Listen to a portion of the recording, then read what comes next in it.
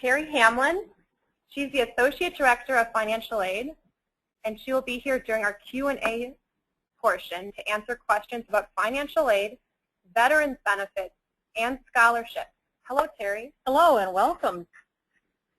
And Malcolm Douglas will be our main presenter today. Malcolm is a 1999 graduate of the Lake Forest MBA program, and he's currently the VP of Finance and Administration at the school. Hello, Malcolm. Hi, Sarah. Nice to be with you today. And now, to get us started, I've asked Carolyn Bruni, our Director of Admissions, to answer a couple of questions about the MBA program overall. So, Carolyn, there are many reasons why people decide to earn their MBA. For instance, many want to increase their marketability, and many want to take their career to a new level, and some just love to learn. There are obviously lots of great reasons, but we all know that these are challenging economic times. How do you know when it's the right time to make that investment? Well, that's a great question, Sarah. Actually, in this competitive environment, it's really more important than ever to be a well-rounded business person. So as a business school, what we do is we interact and do research on a variety of corporations in the area on a regular basis. We look at everyone from Abbott to ITW, Allstate to Motorola. Big or small, no matter the industry, we saw a common trend. And what we've seen really is that most companies are going through some type of reorganization to reignite growth and innovation and just to be more competitive in this challenging economic environment, especially with the global competition. So my guess is that that's true for most of the companies or the people on the phone today. Companies are changing their organization charts and they're trying to take a fresh look at their talent. So the criteria to succeed has really changed in the last few years. That's a very interesting point. Could you elaborate a bit more? Yeah, well, it used to be that if you were great in your function, let's say you're a great engineer or a great salesperson or IT person, that was good enough and you were safe and you could kind of see what it took to rise in your function, and it was clear but maybe not necessarily an easy path to the executive suite. But with all the disruption in the economy, there are certain qualities now that are really in demand. And what we found through our research is that organizations, they want broad thinkers and strong leaders, and so that's what we teach at Lake Forest Graduate School. The phrase broad thinkers and strong leaders is used a lot at Lake Forest. What exactly do you mean by broad thinkers and strong leaders? Well, companies are looking for 4 things that fall under the broad thinkers and strong leaders. One, like who has the flexibility to adjust and thrive and the kind of the agility to take on different roles and responsibilities as new strategies need to be executed.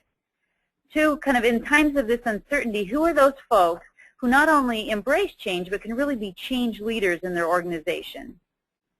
3, kind of who is aligning their work to the strategy of the organization.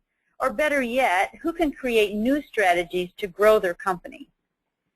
4 is kind of who are the effective collaborators. That is like the folks who not only understand the point of view of their department, but can see the perspective from every other department.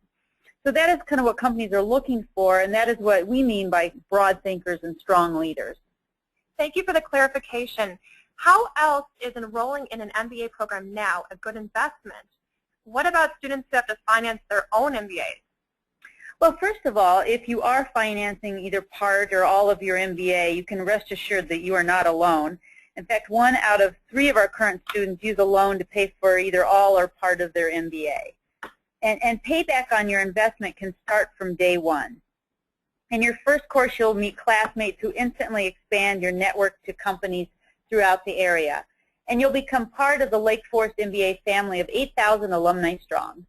So when people see on your resume that you are a Lake Forest MBA student, that signals to both current and potential employers that you're a graduate school caliber and you're committed to continually growing as a business professional.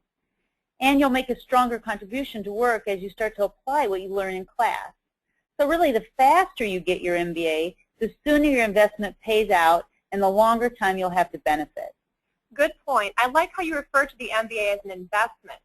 I know there have been recent changes to our offerings and to our admissions policies. Can you give our audience an update?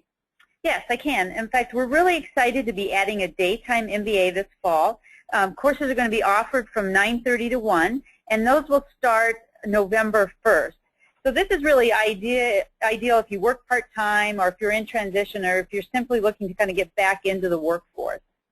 I'm also excited to kind of remind everybody that of our revised GMAT policy. While we still accept the GMAT, we'll also accept other qualifications in lieu of the GMAT. So if you're interested in learning more about this, you'll want to contact the admissions office and we'll give you more details.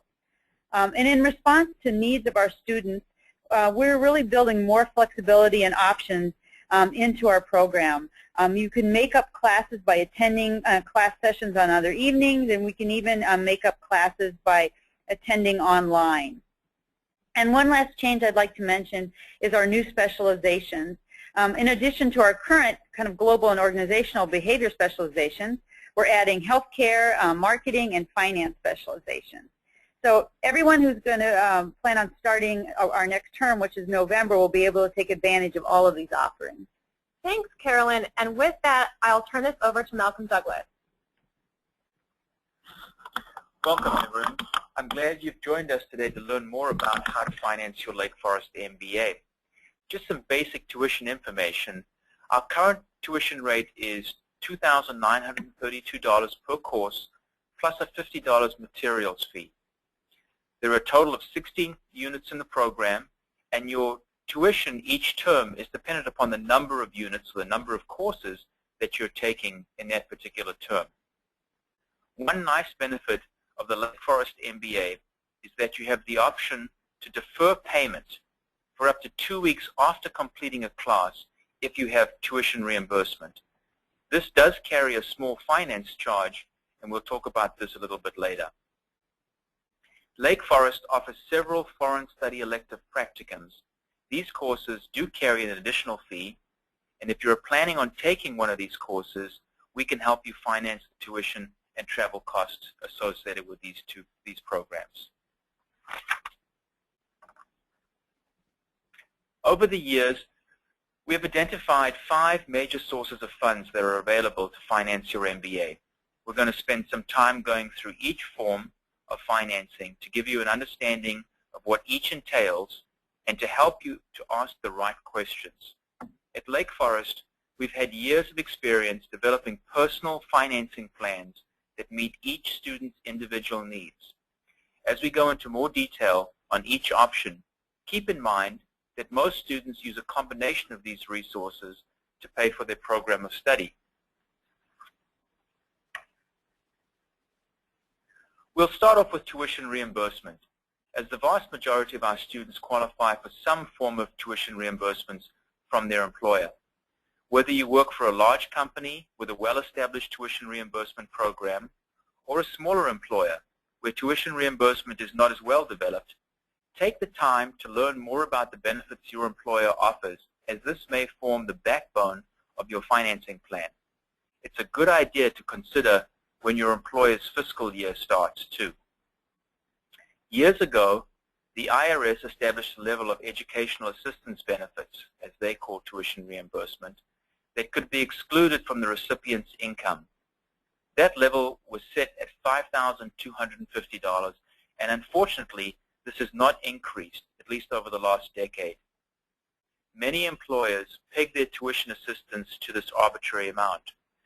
This is not to say that all companies offer this level.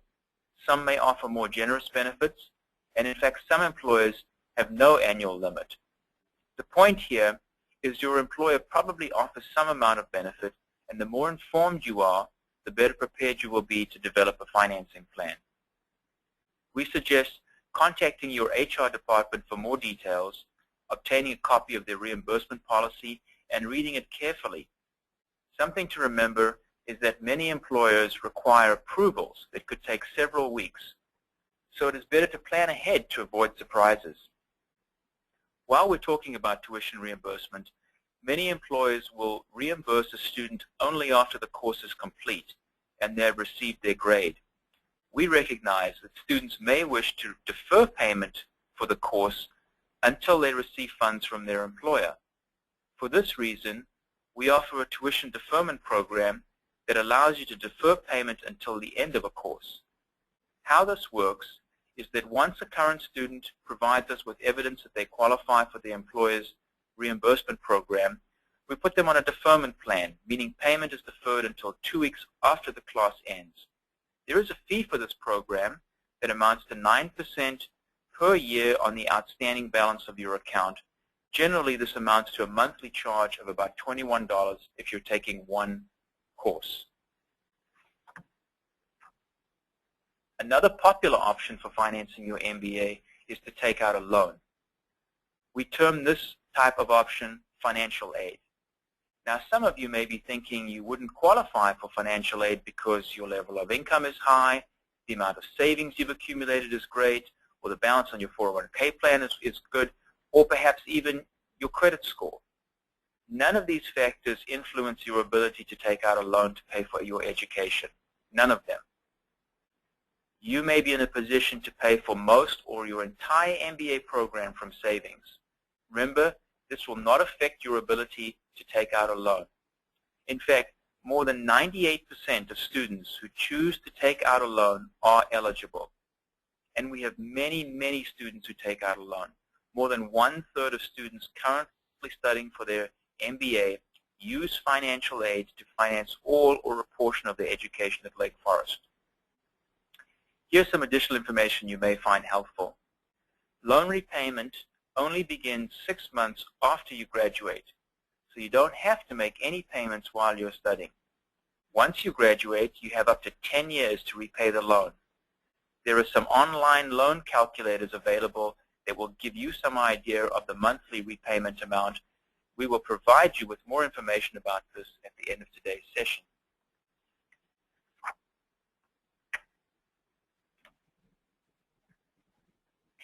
Now, I stated earlier that over 98% of students applying for financial aid are eligible to take out a loan. I'm going to speak a little about the circumstances that may prevent you from qualifying. First, in order to qualify for a loan, you must either be a U.S. citizen or a permanent resident. And a permanent resident status is often defined as having a green card. Second, you cannot be in default of previous student loans. If you still have loans outstanding from an undergraduate or master's degree, this in itself will not disqualify you from receiving loans for an MBA. However, there is a maximum permissible loan amount that can be outstanding at any point in time.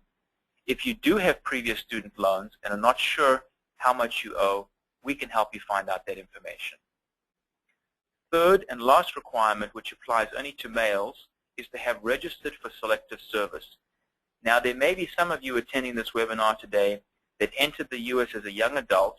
Your circumstances may exempt you from having to register for selective services. Please note that being in active bankruptcy does not automatically disqualify you from receiving a student loan. Once again, the purpose of the session today is to help you ask the right questions about financing your MBA and then to speak with one of our admissions representatives. Let's talk about scholarships next. We're proud to be able to offer selected scholarships to eligible students. This option may be a part of your financing strategy, but you will probably not be able to rely on scholarships to pay for your entire MBA. The scholarships we offer are self-funded, meaning that Lake Forest goes out and raises funds for our students' benefit. Last year, we awarded over $140,000 in scholarships to about 70 students. This is a limited source of funding for several reasons. The amount of funding is limited to our ability to raise funds and the generosity of our donors.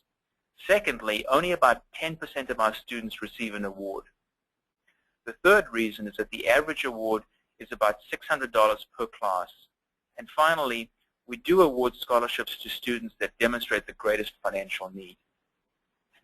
One final word on scholarships. We've done extensive research on the web to find non-Lake Forest funded scholarships for our students. What we have found is, regardless of whether you attend business school, there are very few scholarships available for graduate business programs. We also found that recipients generally have to meet specific criteria to receive an award. So while you may have heard that there are many scholarships available, the reality is, in our experience, they cannot be depended upon to pay for the entire program. The next source of financing is through veterans benefits. There are several programs we use that offer benefits for veterans, the GI Bill and the post-9/11 GI Bill. we also do participate in the Yellow Ribbon program for the next academic year, a program that covers 100% of the price of tuition. If you think that you may qualify for veterans benefits, or if you think you may be able to transfer benefits from an eligible family member, please contact one of our admissions counselors so that we can set up an appointment for you to talk with either Terry or Rebecca.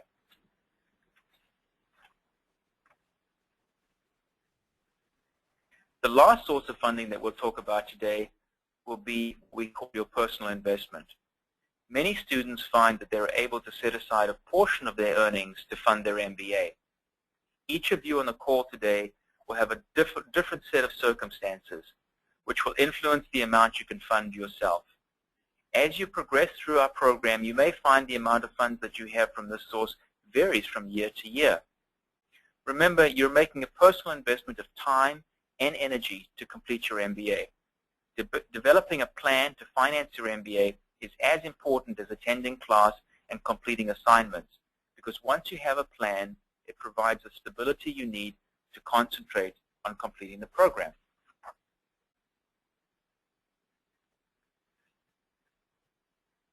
Before we look at specific examples, let's look at the components we consider when determining the amount of loan funds you're eligible for. First is tuition. We calculate how much you will require for tuition by multiplying tuition by the number and type of courses you'll be taking for the year, including any materials cost. We next look at tuition reimbursement, and we subtract any amount to be received from your employer. Finally, we take scholarship and subtract any amount that you'll be receiving for scholarship. There's also something called a living allowance, because each student is eligible for a living allowance equal to $4,120 for each term attended. This number gives us the amount of funds you're eligible for. Note that the maximum amount you may borrow in any single academic year is limited to $20,500. Let's go over some examples to give you a better idea of how you may go about financing your MBA. Here are hypothetical scenarios designed to give you a general idea. Jack has enrolled in the Lake Forest MBA and is taking one course per term.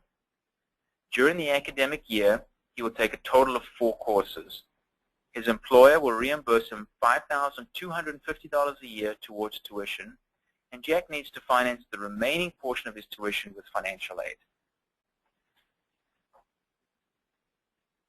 Let's take a look at the components. Jack's tuition for the academic year is $11,728, and he'll receive $5,250 in tuition reimbursement. For purposes of this example, Jack will not receive any scholarship funds, and this gives us a subtotal of $6,478, which is needed to cover tuition. In addition, Jack's eligible for a living allowance equal to $16,480, and this provides a total eligibility of $22,958, that's limited to $20,500. Now, Jack does not need a living allowance, but he does have a need for a laptop. So Jack requests a total of $7,548 in financial aid. He needs $6,478 for tuition and $1,070 for a laptop. Let's take another look at one other scenario. Kathy has enrolled in the Lake Forest program over a period of 3 years. During the academic year, she will take a total of 6 courses, and her employer will reimburse $1,500 a year for tuition expenses. Kathy needs to finance the remaining portion of her tuition with financial aid. Let's look at the 4 components used to calculate eligibility: tuition, tuition reimbursement, scholarship, and the living allowance. Kathy's tuition for the academic year is $17,592. Kathy will receive $1,500 in tuition reimbursement. She'll also receive $600 in scholarship funds. This gives us a subtotal of $15,492, which is needed to cover tuition. Kathy is also eligible for a living allowance equal to $16,480. This provides a total eligibility of $31,972. Once again, that's limited to $20,500. Now, Kathy does not need a living allowance, but she does have additional child care expenses while in school. So she requests $16,500 in financial aid, $15,490 for tuition, and an additional $1,000 for child care expenses. Let's talk a little bit about the financial aid timeline, because that will be important for developing your plan. There are 4 main stages to the financial aid process at Lake Forest. This process needs to be completed each academic year that you apply for financial aid. The financial aid application consists of 4 sub-processes. You should be able to complete the initial application process within a week. The first is complete the online FAFSA application. This is where you'll need to provide specific information from your latest tax return, including income, dependents, and other information about your assets. Next, you complete a direct lending master promissory note. After that, you complete an online entrance counseling session, and you complete the Lake Forest tuition reimbursement verification form. You should be able to complete this part of the application process within about a week. Approximately 2 weeks after you submit your application, you will receive an award letter via email from Lake Forest indicating your loan eligibility. You will then complete your award letter by indicating the amount of the loan you wish to receive and faxing this back to Lake Forest. Approximately 2 to 3 weeks after Lake Forest receives your award letter, your funds will be received at the school and applied to your student account. We will then refund you any amount that you have requested towards your living expenses or other expenses that you need to cover. So if you're planning on beginning the program in November, you have time to start the process, but I would recommend that you begin planning now so that you can get all your questions answered. Once again, having a plan in place reduces the anxiety of returning to school, allowing you to focus on your studies. That concludes my portion of today's presentation, and I'd like to turn it back to Sarah. Thank you, Malcolm. As he mentioned, there is still time to apply for the November term. Here are the next steps we recommend you take. First, there will be a question at the end of this webinar. The information you share will help us help you plan your next steps. Second, contact your HR department to find out more about your company's tuition reimbursement policy. You'll want to get an understanding of the time and information required to work through their process. You can also review the tuition planning information on our website. Next, we recommend contacting an admissions representative at your desired campus. Their numbers are listed here on the slide. Your admissions representative can help you gather more information and answer any questions you might have. If you haven't already done so, we invite you to schedule your admissions and financing appointments. This is typically the first step in the process. You'll meet one-on-one with an admissions representative who will give you a call, who will give you all the information you need about the MBA program and will help guide you through the admissions process. After meeting with your admissions manager, you will have the opportunity to meet with a financing advisor. Your admissions manager can help you preview an MBA class in session, visit a campus, connect with a current student, faculty member, or alumni. This session has been recorded, and we will be sending the link to access the recording as well as all the other links that we mentioned today. At this time, I'd like to open the conversation up to you.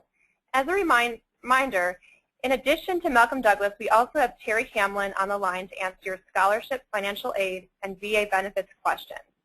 If you have a question, please type it in the question box located at the right side of your computer screen.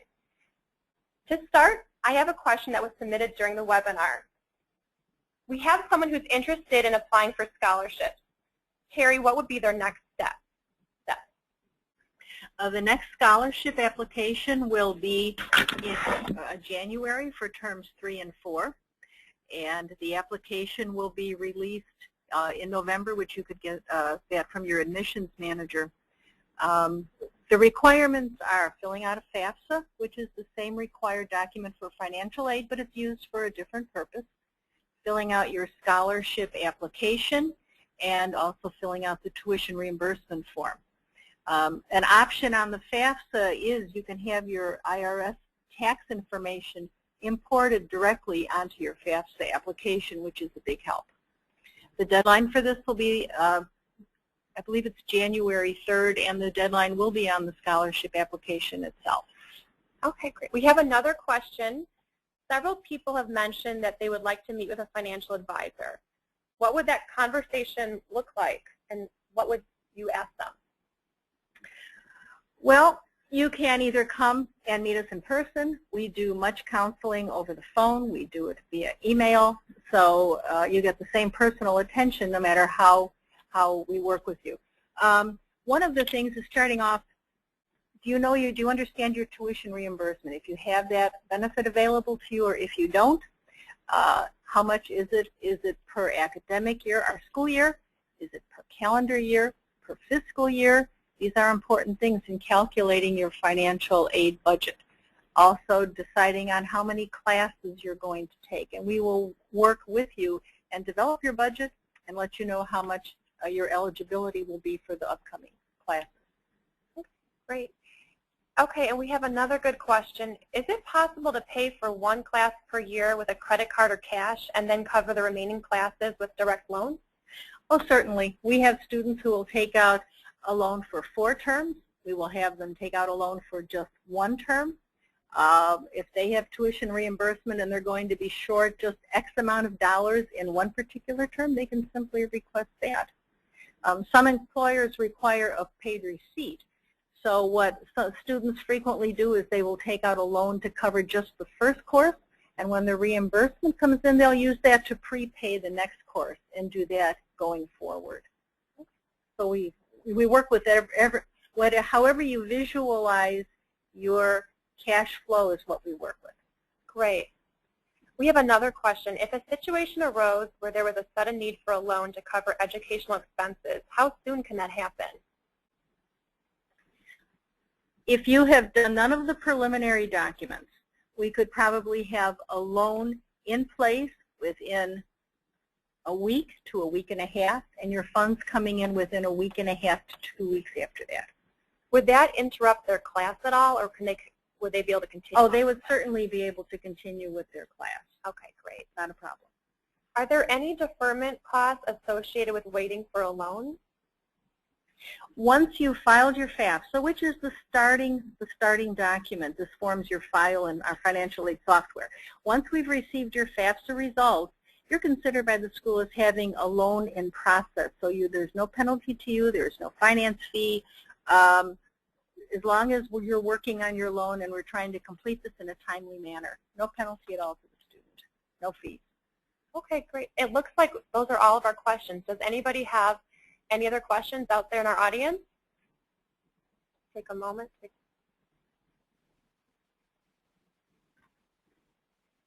Okay. So that's all the time we have for Q&A today. I want to thank Malcolm, Terry, and Carolyn for their time today, and thank you to all of you who attended this webinar. Remember, we're always available if you have further questions.